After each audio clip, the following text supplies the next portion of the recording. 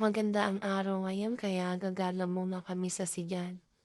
Ayan, dahil na ilang araw yung sobrang ulan ng ulan, ayan, yung daan natabunan na mga gumuhong lupa. Ayan, yung mapansin nyo, nung unang pumunta kami dito, hindi ganyan kalala.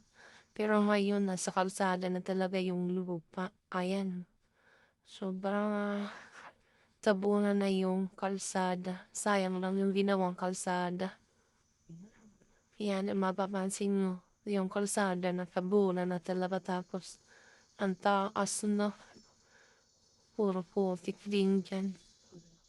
Ayan, no, sobrang naguho na siya. Ayan, kinakabkab nga ng bakbo. Iyan, kasi nga, lilinisin. Sobrang na flula dito sa taas. Ayan, kung mapapansin, bigla nga palang umulan dyan. Ayan, kaya sumilong kami yan pero dahil tumila na mauuwi na kami. Kasi baka biglang umulan ulit.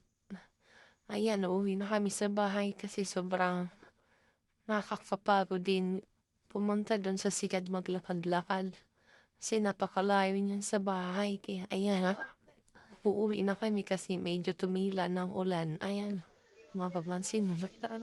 Hayun, hanggang dito na lamang muna ang aking video. Maraming salamat sa panunood. Bye-bye!